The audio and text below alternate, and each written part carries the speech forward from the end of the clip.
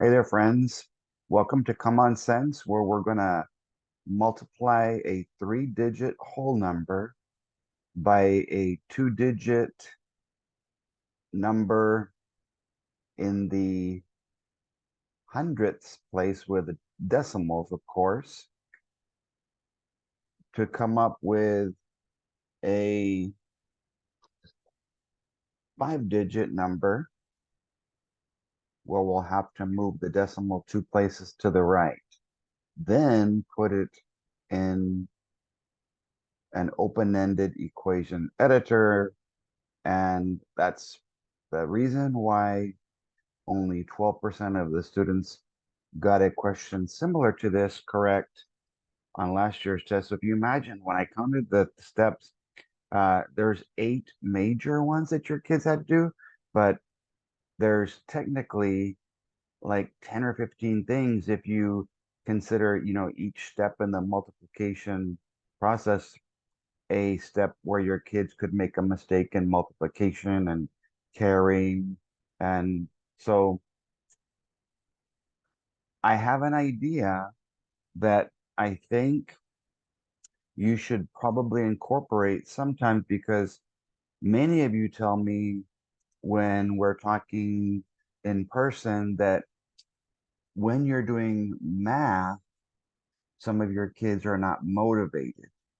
So I would suggest you figure out what makes your kids motivated, makes them motivated.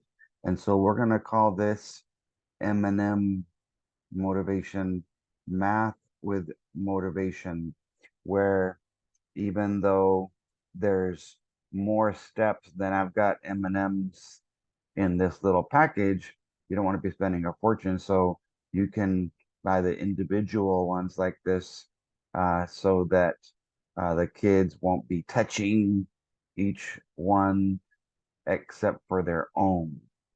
Okay. So I'm going to try to work my way through this as quickly as I can to keep the minutes down for you.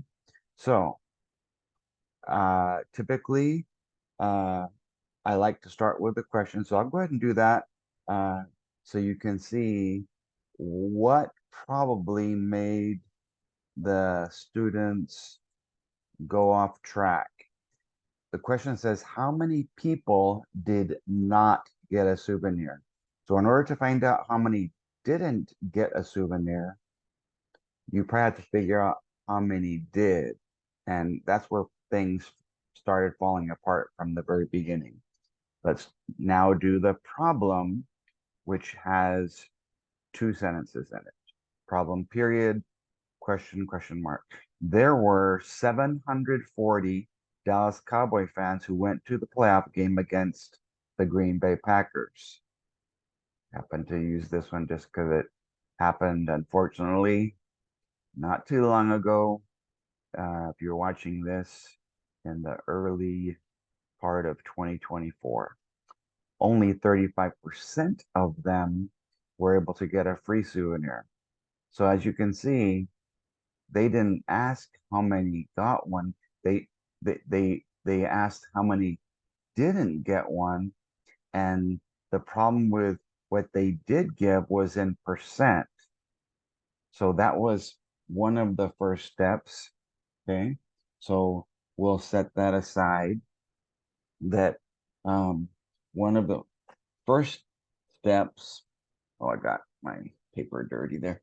One of the first steps is figuring out, and I'll kind of place them together uh, each time that we have like a major step to work on.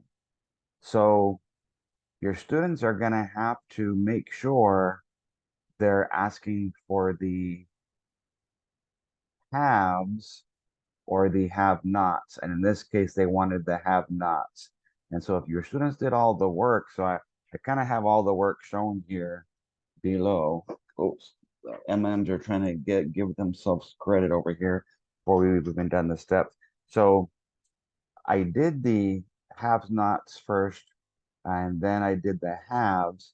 Uh, I say a lot of kids are GT, gifted and talented, or I jokingly say gifted talkers, but some kids are ET. They just need extra time or extra times to practice a skill.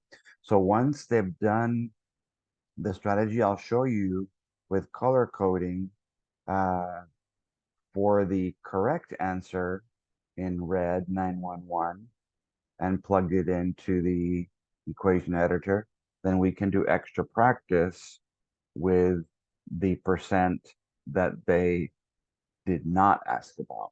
Okay, so the first thing you're going to need if you is try to laminate the mathematics charts that I sent you.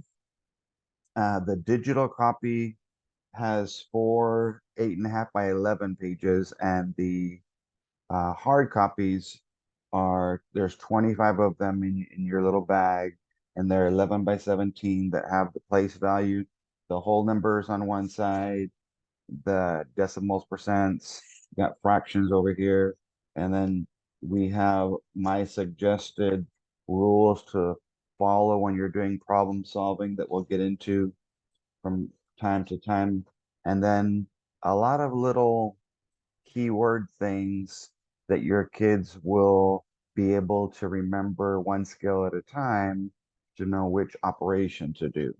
Okay, so the halves, they said 740 fans, and what they told us was 35%. So with the dry erase or wet erase markers, your kids can come over here and plug in the 3 in the tenths place and the 5 in the hundredths for a 35%. 35%, 35 out of every 100. So when you switch that to hundredths, you move the decimal uh, 2 places to go from percent to hundredths. 1, 2. So 35% is the same as 0 and 35 hundredths, but that was the opposite. Remember that we see here that the halves.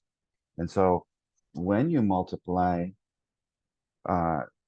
35 hundredths of means times 740, you'll get 259 that got the free souvenirs. And so that would have been the answer for the kids who did the opposite of what was asked. So they had to recognize number 2, that we needed to go with the opposite. So 100 minus 100% minus the 35 that did get the souvenirs would make the percent that did not. So that would be the next major thing to think of.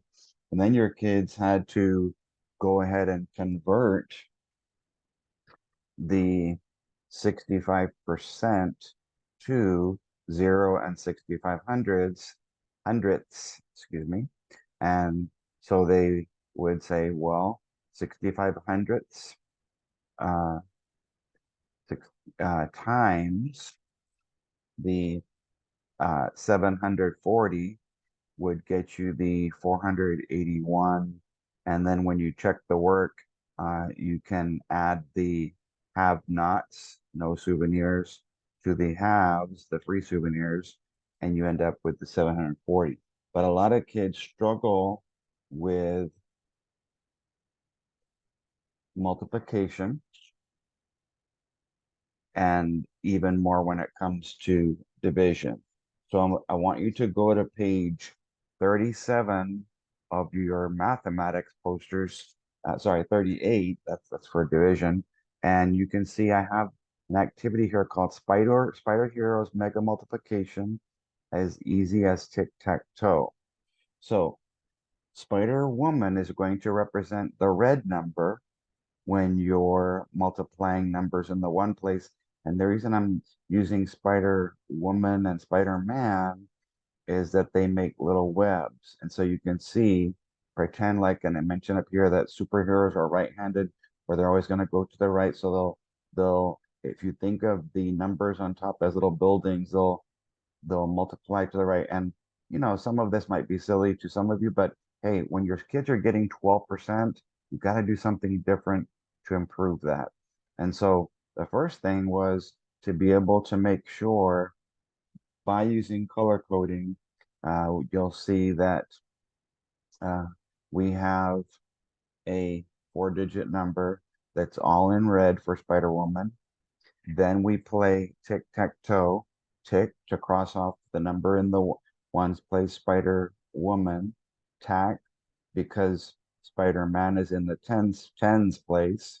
So your kids have played tic-tac-toe, so they'll remember I gotta play tick-tac, and then toe is just crossing off the carries, so you don't actually use them again. And notice that I switched to blue, and I found a little tic-tac-toe with red and blue, so that your kids would remember um, the red and blue is going to be used. And so then you do Spider-Man in blue, add up the numbers, and then because our final answer happens to have a decimal uh, because in front, because it's in the case of the problem that we're going to work on, that 65 hundredths, not 65. We've got to make sure we move our decimal 2 places over. So uh, let me show you, and we'll do the one first with Spider Woman. And so I want you to notice that I used little red webs first. 0 times 5, 5 times 0 is 0. Climb back down. 5 times 4 is 20. Carry the 2. Come back down. 5 times 7 is 35, plus the 2 is 37. Tick, tack, tick, cross off the 5, tack, bring the 0 down below, and then toe cross off your carry, then change colors. That way your kids can differentiate, uh, am I multiplying by the number in the ones place or the tens place? So then you have 6, and if you're using uh, an eraser, a pencil, I'm sorry, for the webs. I just used the blue and the red so you can see that I climbed towards each number going from right to left here. The 6 times 0 is 0. Climb back down. 6 times 4 is 24. Carry the 2. Up there on top, you see it. And then 6 times 7 is 42. So uh, plus the 2 that we carried is 44. So Spider-Man's numbers are 44,400. Spider-Woman's numbers are 3,700. Okay. The problem was you will add, so that's something else that had to happen. So we had to do 2 rows of numbers and get them all correct. And it's possible that your students could have made a mistake on any one of these because they had to multiply 3 times in the ones place and 3 times in the tens place.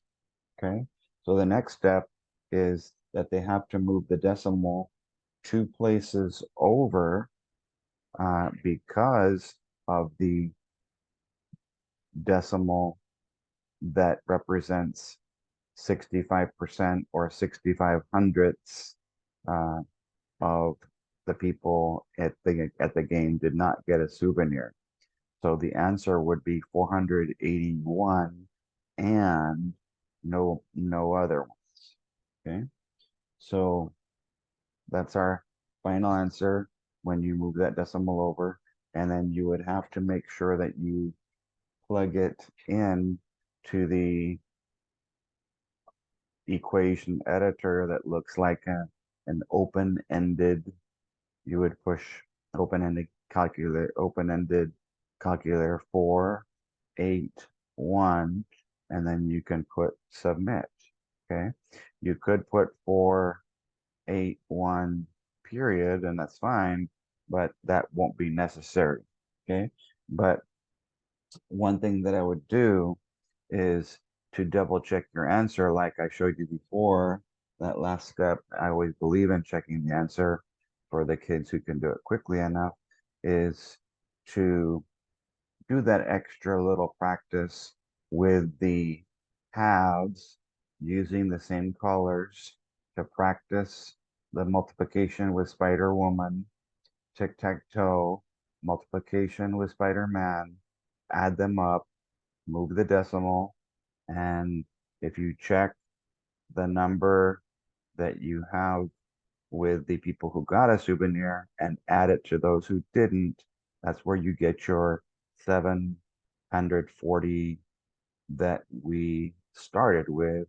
So the answer is correct that indeed there are 481 people who did not get a free souvenir. And again, what we mentioned in the last video, uh, doing things like that uh, allows you to practice the same skill twice in what I had called in the last video a TMI, either a teachable moment of instruction, if there's just a few kids who struggle with the steps, or a teachable moment of intervention if you have way too many, without having to reinvent the problem or start with a whole new problem completely. So I just feel like the M&M idea is a great strategy because we want a reward for each little step that your students get correct along the way. So uh, a little reminder that you're probably already aware of, I suggest that you probably use black or blue on your dry erase markers when you're using the mathematics chart, but I would suggest that you get a bag of colored pencils or crayons or markers where the students can actually practice um, plugging in, but they do sell, of course, dry erase and wet erase in blue and red in case you decide to, and of course black, in case you decide to use those colors and multiply on the place value chart instead of on regular blank or lined or graph paper like some of you guys do. Okay. Something else uh, that I want you to notice on the bottom left, it says whenever the keywords are the same that go with a number, you would tend to add or subtract. If the keywords are different, you'll multiply or divide. So when you say keywords, well, what do I mean? 740 fans is the keyword that goes with this number, 35% of the fans. Okay? So percent is different than a fan. Uh, so even though it's 35% of the fans, because percent is a different keyword than a fan, then you could teach your students that in some cases, the ones who struggle, you say, because the keywords are different, you most likely might multiply or divide because many of your students would probably just sit there and say, okay, oh, 740, uh, even if they were to use the 65 and do it correctly, they'll say, oh, okay, well, 740, they would probably subtract 65 and enter that in here uh, instead of multiplying times 0 and 65 hundredths, if that makes sense. So that might help some of your kids remember to focus on the keywords, the 740, the fans, and then the percent, the something something percent. The keywords are different. So that will help some of those kids who struggle with reading to just zoom in on the numbers and the keywords that come right after them to help them a little bit with problems like this. So there you have it. That's the lowest performing sixth grade question.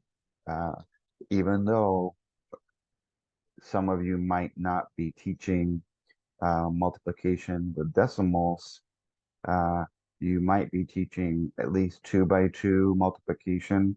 So I suggest you do the same thing and use one color for the number in on the bottom in the ones place and a different color. And the kids, you can uh, let them use their own whatever color they prefer, but just have them stay with the same color so that they can get used to that concept. And then the idea of the tic tac toe, and then rewarding them with some sort of motivation that they like, either a M&M, the math and motivation, or some other candy or something. I sometimes imagine students with this sign that they're holding, have hunger, will do strategies for food. So that's how I would help. That again, that's a way that I would solve this problem. My students kind of had just little uh, tips like that to help them um, go from things they know about, superheroes and webs and little games called tic-tac-toe. Sometimes you have to go from the known to the unknown. And I think, for those of you who are people of faith, Jesus used a lot of analogies and parables and allegories, and they would ask him, why do you do that? Why don't you talk normally? He says, well, they have eyes, but they don't see, and ears, but they don't hear. So a lot of times, if you're just sitting there doing a worksheet all the time, it's really boring the kids. And sometimes because they don't understand certain concepts, we have to make them easier by trying little activities with color and webs. And um, you might even have the kids break down the problem where half of them only have to worry about Spider Woman's numbers and multiplication, and the other half can worry about Spider-Man's, and then they web those numbers together and add them up. Just try different things to take the monotony and the boredom out of just doing worksheets. One of you from my math training on Saturday was telling me that you really like the idea of the getting up and the moving around and the students becoming the numbers, and not just sitting there doing worksheets all day long. So thanks, God bless, and we'll see you in our next video. Uh, we're watching these in order. So the next one that you'll see in the YouTube feed will be a 7th grade question. Uh, then, of course, we'll do an 8th, a 9th. Uh, but what I'll do is, what I'm thinking I was going to do to kind of make it so I can do elementary and secondary and keep it going, I'll do like a 3rd and a 6th and a 4th and a 7th and a 5th and an 8th and a 3rd and a 9th and a 4th and a 6th. That way I'm constantly helping both elementary and secondary, because you who are watching this video just teach one grade level, and I'm not here just to help one grade level. I'm trying my best to help as many grade levels as possible do things that are on the difficulty level that your kids are having to deal with. So um, I'm hoping that I can just get enough in there to please everybody a little bit. But the saying is, you can't please all the people all the time, and but hopefully I can please some of the people some of the time, and that you'll be able to use as many of these strategies with your students in April as possible and get much greater improvement based on all of these difficult concepts that I'm trying to make easier for you. Thank you so much, and God bless you guys.